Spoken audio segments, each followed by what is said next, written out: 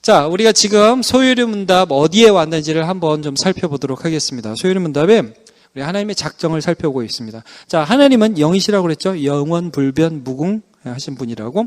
그래서 모든 되어질 일들을 미리 정하시고 성삼위 하나님의 삼위 하나님의 작정, 의논을 따라 카운슬, 의논을 따라서 그의 목적을 따라서 미리 정하신 것을 작정이라고 그랬습니다. 기억나시죠?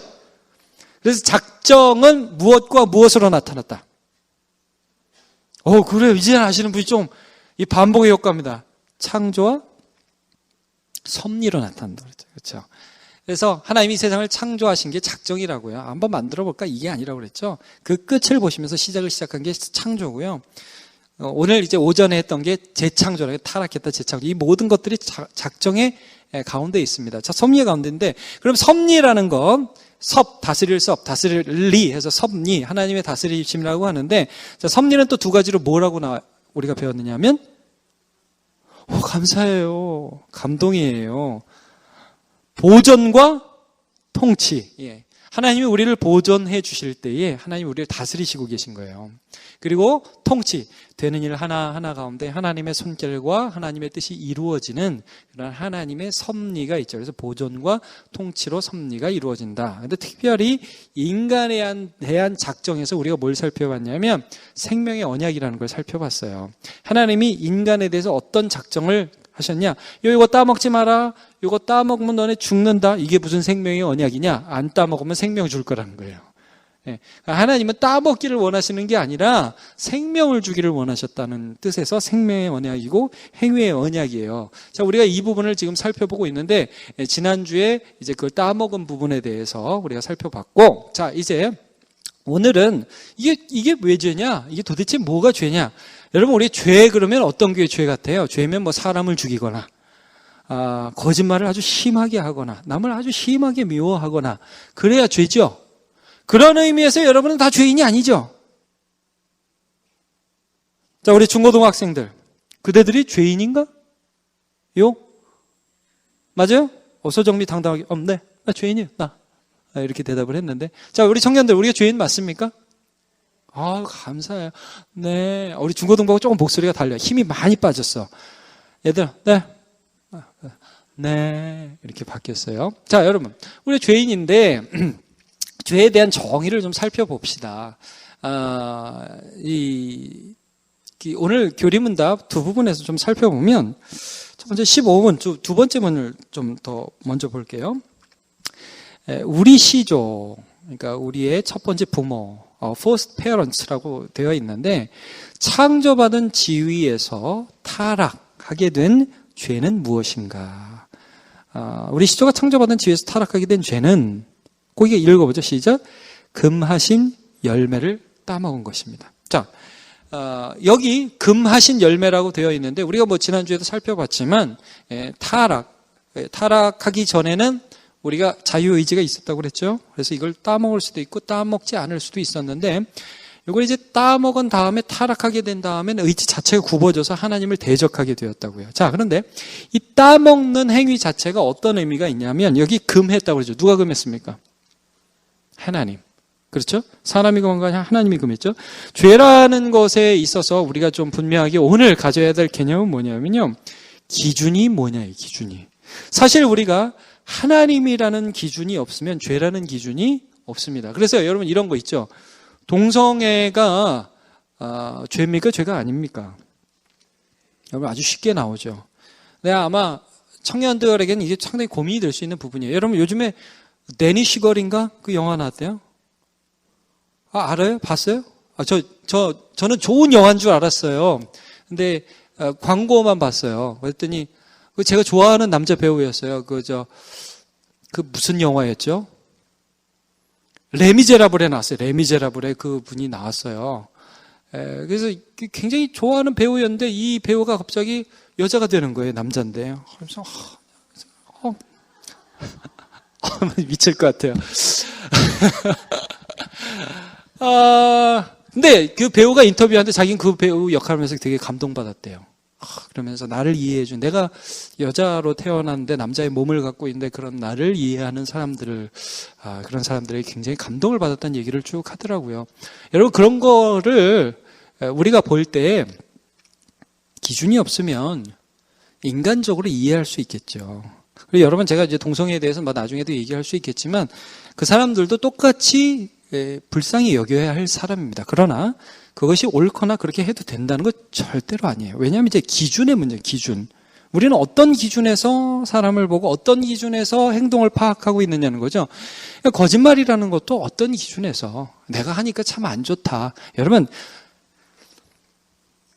사람이 신기하죠. 거짓말이 죄예요, 죄가 아니에요? 그거 왜 죄예요, 거짓말이? 여러분, 제가 이런 말씀도 드립니다. 사자 있죠, 사자. 사자가 저 동물 잡아먹는데 사기치죠. 사기 안 쳐요? 사기 치잖아요. 이렇게 삥 돌면서 아닌 척 하다가 갑자기 막 달려가지고 그러면서 하나 잡아먹죠. 사자가 사기 치잖아요, 여러분. 사기치고 양심에 가책받는 사자 봤어요? 양 먹으면서 내가 양을 잡아먹었어. 미친 사자야 나는. 내가 너무 배고파서 사기쳤어. 안 그러죠? 사자 거짓말하면서 여러분, 동물엔 순 거짓말과 사기와 약육강식 막 이런 거 있잖아요. 왜 사람과 사자가 다르냐면, 여러분, 사람의 양심이라는 게 뭘 의미하냐면, 사실은 사람의 양심이 하나님이 쓰신 법이라는 거예요. 자, 좀 뒤에 있어요. 로마서 2장을 한번 보여줘봐요. 율법 없는 이방인이 본성으로 율법의 일을 행할 때, 자, 율법을 몰라요. 전혀 모르는 이방인이 거짓말하면 안 돼. 여러분, 우리나라도 부모 공경에 대한 어떤 율법이 있는 게 아니잖아요. 그렇죠? 근데 이상하게 부모 공경을 해야 된다는 걸 알아요. 이거를 우리가 행할 때는 이 사람은 율법이 없어도 받은 게 없어. 근데 자기가 자기에게 율법이 돼. 15절. 이런 이들은 그 양심이 증거가 되어 그 생각들이 서로 혹은 고발하며 혹은 변명하며 그 마음에 새긴 율법의 행위. 자, 이 말씀이에요. 그 마음에 새긴 율법의 행위. 그러니까 우리가 사람으로 지음을 받았다는 것은 사람 안에 하나님이 이렇게 율법을 써놨다는 거예요. 여러분, 십계명 돌판 안에 하나님이 율법을 새기셨죠? 그런데 사실은 하나님께서 돌판에 새기기 전에 우리의 마음에 율법을 새겨주셨다. 그래서 도덕법이라는 걸 제가 전에 한 번 말씀드렸습니다. 이거는 변하는 게 아니야. 하나님이 우리 인간의 마음 안에 두신 거란 말이에요. 그래서 여러분, 그렇다면 사마귀는 이렇게 교미하다가 교미 끝나면 암놈이 순놈 잡아먹는다며요. 그러면 그 사마귀, 우리가 인간이 그럼 어떻게 살아가겠어요? 내가 내 남편 죽였다. 이게 못 살잖아요. 근데 이게 다르다는 거예요. 동물과 사람은 근본적으로 달라요. 마음에 법이라는 게 있어요. 하나님. 근데 이제 죄가 들어와서 타락해서 의지가 굽어버리면 이 인간이 하나님의 법을 따르는 사람으로서 살아가지 않고 이 기준이 모호해져요.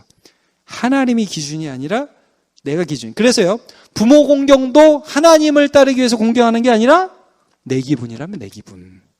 그래서 청개구리가 부모가 돌아가신 다음에 더 슬퍼하잖아요. 죄인의 특징이 죄인의 특징. 여러분, 부모님이 살아계실 때 공경을 많이 하시길 축복합니다. 예, 밥은 언제 사드려야 돼요? 살아계실 때. 예. 영화는 언제 보여드려야 될까요? 살아계실 때. 네. 갑자기 저도 막 찔리기 시작하네요.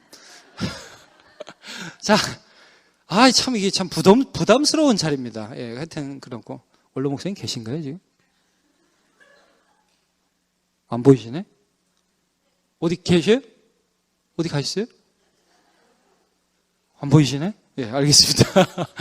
자, 우리 마음의 법을 하나님이 세워주셨다는 게 이게 근본적인 하나의 그 가정이 되는 것입니다. 자, 두 번째 오늘 이 교리문답을 보면 14문 앞으로 가볼게요. 죄가 무엇인지에 대해서 이 법에 대해서 말씀을 합니다. 죄는, 같이 읽어볼까요? 죄는, 시작. 죄는 하나님의 율법을 조금이라도 부족하게 지키거나 그 법을 어기는 것입니다. 하나님의 법을 어기는 게 죄라고 우리가 생각을 하죠. 그러나 그 법에 원하는 바에 좀 부족한 것도 죄라는 거예요. 자, 오늘 말씀은 제가 여러분을 정죄하기 위해서 하는 말씀 아닙니다. 좀 전에 말씀드렸지만 이 법에 다 저촉이 됩니다. 저를 포함해서. 그런데 죄에 대해서 그래서 너도 죄인 아니고 나도 죄인 아니야. 이거는 사기예요. 이러면 안 돼요. 우리는 무엇이 죄인가에 대해서 정직하게 하나님 앞에서 하나님을 기준으로 해서 볼 수 있어야 된다는 것을 말씀해요. 사울이라는 사람이 이스라엘의 초대 왕이었어요. 하나님이 아말렉을 진멸하라고. 진멸이라는 건 다 죽이라는 거거든요. 근데 이 사람이 안 죽였어요. 불쌍해서 안 죽인 게 아니에요. 왜 다 안 죽였냐 하면 죽이고서 전리품을 좀 가져와야 백성한테 인기를 끌 수 있고 뭐라도 내놓을 수 있잖아요. 아니 그 당시 신문이 있었어요. 무슨 TV가 있었어요. 오늘 사울이 아말렉을 진멸하고 승리하고 돌아왔습니다. 짠짜잔 9시 뉴스 이렇게 나오지를 않잖아요. 뉴스에 발간되는 게 없어요. 그러니까 이 사람이 자기가 승리한 걸 보여줘야 되기 때문에 아말렉 왕 아각을 살려서 돌아왔거든요. 왕이다. 이놈 잡아서 내가 돌아왔다. 그리고 그 양이랑 좀 좋은 꽤 괜찮은 것들 딱 데리고 왔어요. 그럼 여러분 한번 생각해 보세요. 그 죄 맞아요? 그러니까 우리 기준으로 한번 여러분 우리 냉철하게 우리는 그 다음을 다 아니까 나쁜 죄야 이렇게 하지만 여러분 그것 빼버리고 만약에 제가 진짜 어디 가가지고 딱 그 하나의 명령을 가지고 했는데 조금 남겨왔다. 여러분 그럼 저한테 나쁜 목사 그럴 사람 얼마나 있겠어요? 별로 안 그러겠죠. 여러분 우리의 기준이 왜 그러냐면 그럴 수도 있지 그 사람 입장에서. 근데 우리 나름대로 있는 이 기준 자체가 상당히 타락했기 때문에 그게 그렇게 보인다는 거예요. 자, 사무엘이 사울에게 뭐라고 대답을 했는지 우리 잘 알지만 한번 같이 볼게요. 다시 시작.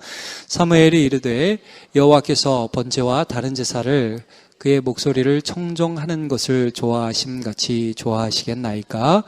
순종이 제사보다 낫고 듣는 것이 수양의 기름보다 나으니. 자, 23절. 이는 거역하는 것이 점치는 죄와 같고 완고한 것은 사신 우상에게 절하는 죄와 같음이라. 왕이 여호와의 말씀을 버렸으므로 여호와께서도 왕을 버려 왕이 되지 못하게 하셨나이다. 자, 제일 먼저 사울이 뭘 버렸죠? 여호와의 말씀을 버렸어요. 그의 기준으로는 괜찮다고 생각했죠. 근데 하나님의 기준이 없었어요. 이게 죄의 실체예요. 여러분 절대로 죄를 내 마음대로 해석하지 마십시오. 요 내 마음대로 해석하는 걸 뭐라고 그러죠? 합리화라고 합니다. 합리화. 이렇게 확 내가 죽이지는 않았어도 그냥 내가 이 정도 미워하는 거 괜찮아. 요거 합리화입니다. 합리화. 그러니까 좀 전에도 봤죠? 죄가 뭐냐 하면 하나님의 기준에 정면으로 어기는 것뿐만 아니라 부족한 것. 그 기준에 조금 미달하는 것. 사울과 같은 것. 이런 것들도 죄악이다라는 것들을 분명하게 함으로써 이게 따먹은 거. 여러분 선악과를 따먹었어요. 과일 이러면 이런 생각 처음에 많이 하죠. 과일 하나 따먹은 것 같고 왜 죽여 사람을. 하나님 참 이상하시네. 이런 생각을 우리가 한다는 거예요. 자, 그거 누구 기준? 이게 그렇게 판단하고 그렇게 해석하는 건 내 기준이고 따먹지 말라는 건 누가 하신 말씀이에요? 하나님 말씀이에요. 그러니까 하나님이라는 분을 생각할 때 우리가 그게 죄라는 거 알죠? 여러분 인간이 얼마나 교묘한데요. 제가 고등학교 때 선생님이 계셨는데 지금도 기억나요. 그 선생님이 이름은 기억이 안 나. 근데 선생님 별명은 기억이 납니다. 미친 개입니다. 미친 개. 근데 그 선생님이 수학을 가르치는데 수학을 얼마나 잘 가르치는지 얼굴이 네모나고 제가 지금 아직도 기억나는데 진짜 정말 잘 가르쳐요. 말도 한번 하면 살살살살 나오는데 막 청산유수예요. 근데 여러분 이런 말씀 들어보셨죠? 또라이라는 말씀 들어보셨죠? 이게 약간 기분이 좀 이상하다? 내 수업 시간에 잔다? 내 수업 시간에 떠든다? 그러면 사람을 때리는데 정말 이게 선생이 갑자기 미친 사람이 되는 거예요. 자, 애들이 수업 시간에 떠들까요? 안 떠들까요? 절대. 수업 시간에 떠드는 건 죄라는 걸 압니다. 자, 반면에 제 중학교 때 어떤 선생님이 계시냐면 대학을 갓 졸업한 여자 화학 선생님이 교회에 오셨대요. 학교에 오셨어요. 학교에서 수업을 합니다. 열심히. 그리고 이쁘셨어요. 제 기억에. 이쁘시고 착하시고 순수한 아이들을 사랑하는 착한 여자 선생님이셨습니다. 애들이 떠들었을까요? 안 떠들었을까요? 잘하시네요. 아니 어떻게 그러죠? 여러분 무섭고 또 죄송합니다. 하여튼 제정신이 아닌 별명이 미친 개인 선생님이 수업할 때 떠드는 거는 죄입니까? 죄가 아닙니까? 그럼 이쁘고 착하고 순전하신 여선생님이 수업을 할 때 떠드는 건 죄입니까? 죄가 아닙니까? 근데 왜 이렇게 반응이 다를까요? 사람의 반응이. 여러분 사람이요 자기 안에 기준을 갖고 있어요. 자기 안의 기준. 그래서 애들이 약하다는 게 이런 거라는 거죠. 자, 애들이 우리 부모가 만만한가 만만하지 않은가를 가르쳐주지 않아도 잰다고 그랬죠? 우리 중고등부 학생들 그런 적 있죠. 우리 엄마가 어디까지 하나 한번 시험을 해봐야지. 여기까지 하면 넘어가나? 그런 거 해봤어요? 안 해봤어요.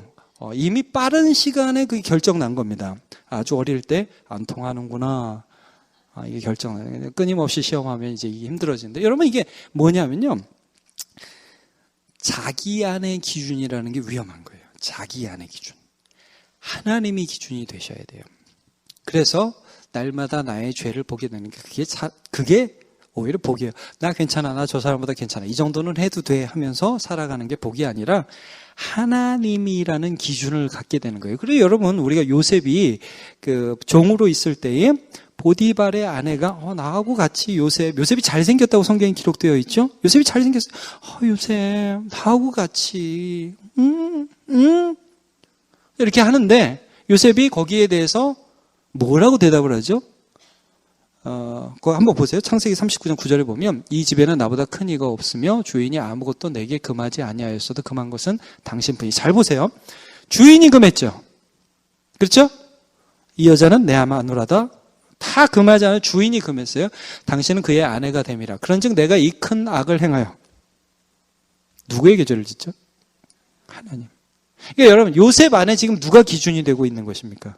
하나님. 여러분 이거예요. 이거 쉽습니다. 죄라는 거 아주 쉽습니다. 신의식, 하나님에 대한 의식이 내 안에 있는 자는 죄에 대한 의식을 가질 수 있는 거예요. 근데 하나님에 대한 의식이 없는 자는 죄에 대한 의식이 흐릿해집니다. 이제 조금 부족한 거 이 정도면 잘했지 뭐. 그렇지 않다는 거예요. 더 애통하고 더 하나님 앞에 나아가고자 하는 마음이 우리 안에 든다는 것이죠. 하나만 더 볼게요. 마가복음 7장 8절부터 보면 이런 말씀이 있어요. 고르반. 여러분 고르반 들어보셨습니까? 성경에서 고르반 한번 따라해보세요. 고르반. 고르반이 뭐냐면요. 이건 하나님께 바쳐졌다 이런 뜻이거든요. 그러니까 여러분 부모를 공경해야 된다. 율법이죠. 율법이라고 해 주십시오. 율법이죠. 제5계명이 내 부모를 공경하라잖아요. 그런데 부모를 공경하기가 싫은 거예요. 내 마음이. 왜냐하면 공경하려니까 돈이 좀 아깝고 그런 거예요. 근데 이 사람들이 어떤 거를 개발했느냐, 어떤 방법을, 기가 막힌 방법을 마련했느냐 하면 이 고르반 제도는 뭐냐면 내 돈이 있는데 이게 뭐랄까요, 전세권 설정 이런 거예요. 이 돈은 못 건드리는 거예요. 하나님 앞에 드렸다. 이건 고르반이야. 이걸 먼저 하나님 앞에 드린 거야. 못 건드려. 이런 거예요. 이게 고르반이에요. 자, 한번 보여주세요. 너희가 하나님의 계명을 버리고 사람의 전통을 지키느니라. 또 이르시되 너희가 너희 전통을 지키려고 하나님의 계명을 잘 버리는도다. 모세는 내 부모를 공경하라 하고 또 아버지나 어머니를 모욕하는 자는 죽임을 당하리라 하였거늘. 자, 아버지를 공경하고 어머니를 공경하지 않으면 모욕하면 죽는다. 근데 너희는 사람이 아버지나 어머니에게 말하기를, 자기 아버지 자기 어머니한테 가서 이렇게 말을 한다는 거예요. 아버지, 요즘 이거 좀 드려야 되는데요. 제가 요즘 제 돈을 고르반 했습니다.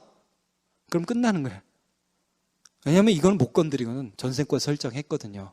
안 돼요. 아무도 못 건드려요. 그리고 나서 자기 쓸 돈은 또 따로 챙겨놓는 거죠. 근데 이 사람들이 왜 안 드렸어요? 그러면은 고르반 때문에 못했습니다. 자, 이 사람은 하나님에 대한 기준을 자기 안에 갖고 있지 않은 거예요. 죄라는 거예요. 여러분 우리가 이 땅을 살아가면서 죄에 대한 개념을 분명히 가집시다. 왜냐하면 우리가 이 하나님의 법 앞에, 오늘 우리가 말씀을 읽었잖아요. 죄는 불법이라고 그랬어요. 죄는 하나님의 법에 모자라고는 그 하나님의 그 법을 대항하는 것이거든요. 세상 사람들이 이런 개념 없어요. 하나님이 없기 때문에 죄 개념도 없는 거예요. 여러분, 미국의 헤이먼드 장로교회 그 목사님 얘기 들어보셨어요? 강단 앞에 방탄 요리가 있어요. 그 우리 교회는 그런 분이 안 계신데, 왜 미국에는 권총을 갖고 다니잖아요. 이분이 하도 설교할 때 죄인입니다, 여러분. 거기 당신 죄인이에요. 하나님의 법에 얼마나 큰 죄를 지었는지 알아요? 설교 시간에 얘기했어요. 근데 여러분 아시잖아요. 미국은 참 우리나라보다 앞서 문란하잖아요. 성적인 부분도 그렇고 여러 가지 부분도 있어서 참 많은 죄들이 있죠. 성도들이 그 말을 듣다가 몇 번 회중에서 일어나서 목사님을 향해서 권총을 썼어요. 참 대단한 나라예요. 그러다가 맞아서 돌아가시면 그것도 순교죠. 그래서 이 강단 앞에다가 방탄 유리를 놓고 그리고 설교를 하는 그런 교회가 있어요. 하나님을 알면 죄가 보이고, 죄가 보이면 하나님을 찾게 되어 있습니다. 이게 우리가 하나님 앞에 나아가야 할 방향이라는 것을 말씀해주고 있습니다.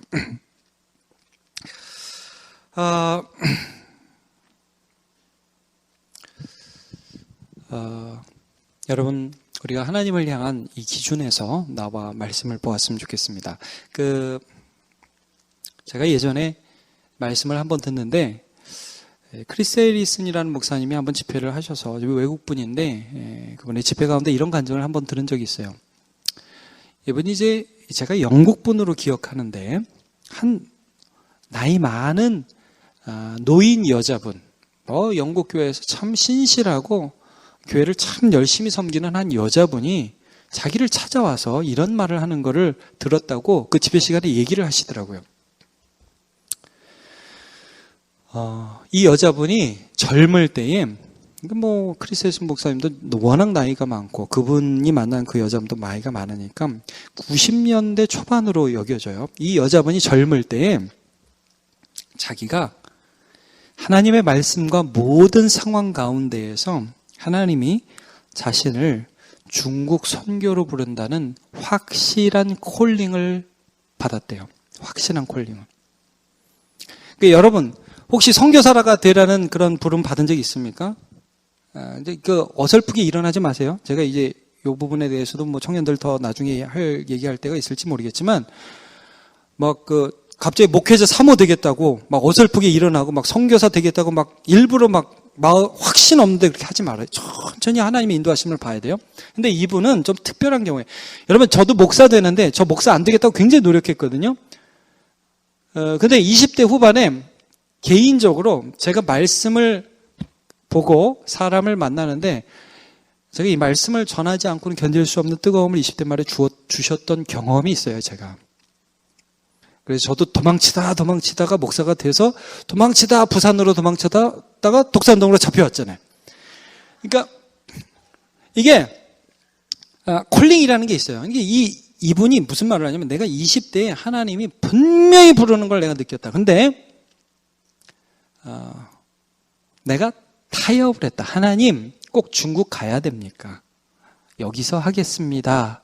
라고 해서 60이 되고 70이 됐는데, 내가 그때 하나님 앞에 분명히 죄를 범했습니다. 라고 고백하는 걸 들었다는 거예요. 여러분, 하나님이 이렇게 말씀하셨는데, 하나님 이 정도까지만 할게요. 죄입니다.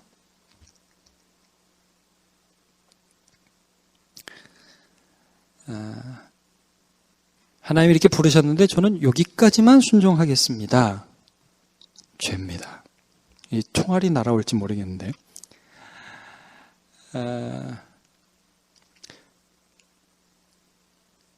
나를 따르라. 본회퍼. 들어보셨습니까? 본회퍼라는 목사님. 이분이 독일 목사님입니다. 엘리트였고, 나치 정권이 독일을 독일을 장악하고 독일 교회가 다 나치 정권에 넘어갈 때 이분이 독일에 있다가 미국에 공부하러 갈 일이 있었어요. 근데 미국에 갔을 때 사람들이 다 다시 독일로 돌아가지 말라고 그랬어요. 돌아가면 죽을 게 뻔하니까.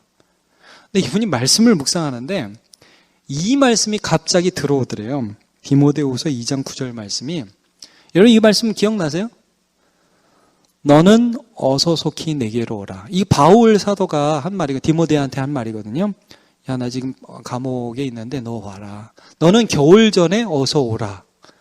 여러분 이 구절 보면서 은혜 받은 적 있으세요 혹시? 그냥 이분이 이 말씀을 보는데 하나님이 나를 독일로 부른다는 강력한 콜링을 느꼈어요. 근데 들어가면 죽어요. 그럼 여러분 어떻게 하겠어요? 옆에서 유명한 그 신학자들 옆에 많이 있었어요. 들어가지 말라고 그랬어요. 다 들어가지 말라고 그랬어요. 들어가면 죽는다. 근데 이 사람이 이런 말을 남기고 들어갔어요. 역사의 아주 어려운 국면에 나는 독일 그리스도인과 함께 살고자 합니다. 이 시대의 시련을 내 민족과 함께 하지 않는다면 전쟁 이후 독일 그리스도인들과 재회할 수 있는 권한이 없습니다. 들어가서 죽었습니다. 그가 죽었는데 본 회퍼라는 이 목사님의 영향력은 그가 죽은 지 몇 년입니까? 이제 70년이 넘었죠. 전 세계에 하나님이 이 목사님을 통해서 얼마나 많은 말씀을 하고 계신지 몰라요. 여러분 온전하게 순종하는 거 참 우리의 힘으로 안 되죠. 그러나 하나님은 누가 그러더라고요. 99%의 순종은 순종이 아니라고. 하나님은 우리에게 100%의 순종을 원하십니다. 이 말씀은 당장 내일부터 새벽에도 다 하고 금식하고 피 터지게 공부하고 학생들은 다 코피나고 자, 눈 뜨세요 학생들. 자 일어나 거의 다 끝났어요. 이제 일어나야 돼요. 자, 그래야 된다는 게 아니라 여러분 우리 마음에 하나님이라는 기준을 가지고 세상과 타협하며 살지 말라는 부르심입니다. 크리스찬으로 사시고 세상 사람들이 이렇게 하는데 나도 이렇게. 여러분 그래서 술자리에서 늘 듣는 말이 있다고 그랬죠? 술자리에서 뭐라고 해요? 야 나도 집사야. 이런 말 듣는다고 그랬죠? 그럼 여러분 우리는 뭐라고 그래야 돼요? 나는 크리스찬이야. 네. 뭐 술에 대해서 제가 나중에 좀 얘기를 좀 해보겠습니다. 청년들이 술 때문에 좀 고민을 많이 하니까 그 부분은 좀 나중에 다루도록 하고요. 하나님이라는 기준을 우리가 분명히 알고 살아가는 저와 여러분 되시길 예수님의 이름으로 축복합니다.